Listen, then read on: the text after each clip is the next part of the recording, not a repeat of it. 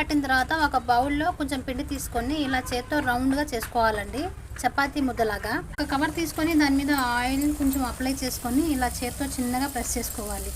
రౌండ్గా చేసిన అరిసెని చిన్నగా ఆయిల్లో జారవిడ్చాలండి. ఆయిల్ బాగా హీట్గా ఉన్నప్పుడు వేసుకోవాలి, లేకపోతే అరిసెలు పగిలిపోతాయి.